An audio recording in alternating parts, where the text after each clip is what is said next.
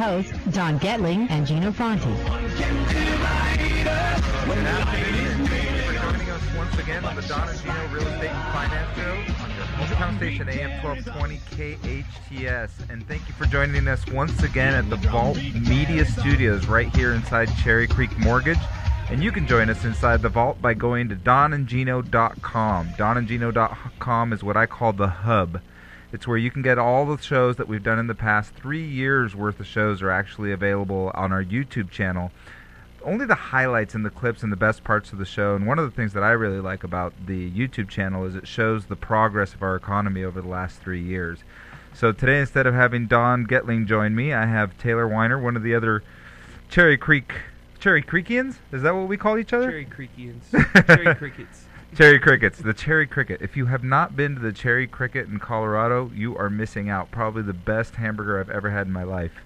Did you get a chance to go to the Cherry Cricket when you were down there, Taylor? I did. They had torrential downfall when I was there. Remember that? Oh, that's right. Had the record flooding, and it was no good. It was no good. Well, I will tell you some things that are no good, and we can make them better. And what we'll be talking about today is credit. Sometimes some of us may have some credit that's no good, but we have a guest today that's going to help us make it better. And one of Don's taglines has always been that everybody has credit and everybody wants better credit. And there's no truth to that. I mean, Taylor and I were just discussing, people with an 850 FICO score still want better credit. Isn't that right? Yeah, well, we're all still trying to figure out the credit myths, but I think we're referring to the notes on the FICO score on the front page. 850, but too many inquiries. Balance revolving debt too high, but they haven't ran their credit and they have zero balances on their credit cards. Yeah, ultimately they've got to tell you a reason why you don't have a perfect score, and I've never seen someone with a perfect score, so there isn't such a thing as a perfect score. So today we have George Hartmann with Prime National Credit Repair, and he'll be helping us with that a little bit later, but I do want to bring up a few things that we saw in the market today. We always start with the word on wealth, and I think there's a couple things that were really, really important. Don and I have warned you that we're going to start seeing the year-over-year appreciation in the Case-Shiller reports start to flatten out. And if you look at the report that came out just yesterday, you'll see that the 19 out of 20 cities showed increase. I think you'll see in the next few months, as that progresses, less of the cities will show increase, more of the cities will show flat, and we'll be back down to what Don and I have been projecting, the 6 to 8% year-over-year appreciation by the end of the year. Phenomenal. Isn't that funny? Yeah. 6 to 8%, it really is phenomenal, Taylor. The problem is we're all a little bit spoiled, right? Because we got 22% in California, 25% in LA County last year, but 6 to 8% is really amazing appreciation. So we can't lose sight of that with the real estate market. What have you been seeing? Don and I talk a lot about spring fling. You take more applications than almost any of us, so tell me what you're seeing right now. For me personally, I think that the market's evening out a little bit. 6 to 8% appreciation is a little bit more reasonable. We have seen a lot of price reduction, and I think it's fair price reduction. It's opened up the market and gotten buyers into the neighborhoods they want to be in. I know a couple of the neighborhoods really, really went up over the last few months, but they're starting to even out. Yeah, that's actually a good point, is that we had some sectors of the marketplace that maybe became a little overheated. In fact, I could tell you that the neighborhood that I live in is definitely one of those markets where homes were going up so fast. It was absolutely crazy. Well, you saw it. Yeah, you drive through your neighborhood, every other house was for sale, it seemed like. It was unbelievable how fast. I mean, we saw appreciation definitely well above 25%. I mean, my neighborhood saw almost 35% appreciation last year, and then that's now, it's gone. It's just flat. You don't have a lot of homes for sale in there. Almost everybody that wanted to sell did sell. And I'm sure we'll see, during the summertime, we'll see somebody else sell and we'll have 4% appreciation or 5% appreciation. But talk about a drastic change from, 35% appreciation in my neighborhood last year. That was just absolutely crazy and unsustainable. Agreed. The sustainability of that was just not going to happen. I mean, to see that kind of appreciation is great, and kudos to the people that sold and or bought and got in at that time, but I would rather see 5 to 6% and keep the market a little bit more even, so we don't have the fluctuation in applications and the fluctuation in buyers.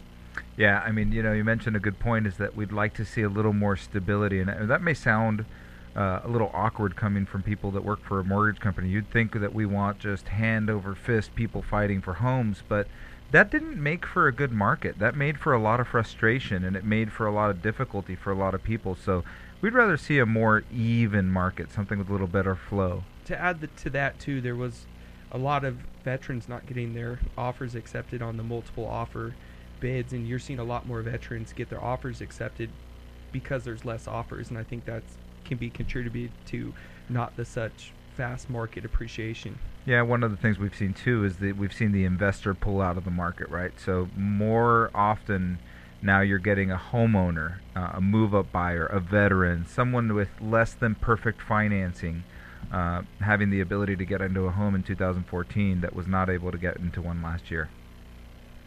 Yeah, I guess the downside to that was, and we just saw it the other day, is with the pricing still high in some neighborhoods, in the pricing reductions, it's a little bit harder to get those appraised values in with the market data changing. Yeah. So we're in for that. So let's talk about that for a second. But what I think is going to help here for the back half of the we'll call it the back half of the summer coming up here, I think what's really going to help is interest rates, Taylor. I mean, we've seen in the last the last month for sure, but probably the last 6 to 8 weeks, we've seen just this amazing trend in interest rates. They just keep getting better and better and better, and there wasn't a lot of reasons behind why it was happening. But it was funny this morning when GDP came out. It was kind of like, oh, people foresaw this coming. People saw that the numbers weren't quite so rosy as far as the general economy. Yeah, there's so much contradictive information that comes out on a day-to-day basis. It's kind of hard to stay informed of it. But yesterday, the 4% coupon was at 12-month highs. It was the highest it's been in 12 months, and we definitely saw rates drop yesterday. So I think that will get us through summer. That 4.25 is a good rate. People love 4.25. It should help. Yeah, it will help. But the thing that he's alluding to a little bit, Taylor's alluding to, is that we've noticed in the marketplace that activity is affordability driven right now. And I know it's always affordability driven, but for some reason, the difference between affordable and not affordable right now is very small. There's a tiny little spread between affordable and not affordable. And that spread right now is the difference between a 4.25 interest rate and a 4 3/4 interest rate, or even sometimes closer to 5, depending on what we've seen over the last 12 months. So that little difference is what's causing the difference in whether our market is just absolutely booming or whether it's growing at a tranquil pace, which it feels like it's doing right now. It's also, one of the things I think it's important to take a look at, Taylor, and you've been in this business, over 10 years now, is that this is the first normal market since probably 2002, 2003.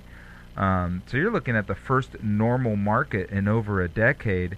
Of course, it seems abnormal to us because we're accustomed to something different that we've seen over. It was all boom or bust. So to see a normal real estate market, I don't think we've seen one in over a decade. It's extremely fun, not having to be waiting on banks to release inventory, not waiting for short sale negotiations. Granted, those two properties are still out there on the market. They're just few and far in between. I think it makes for better negotiations, and definitely happy to be in a normal market. Thanks, Taylor. Well, when we get back, we'll go over with George Hartmann with Prime National Credit Repair, how to fix your credit, how to get more points, how to save money on interest on the Don and Gino Real Estate and Finance Show.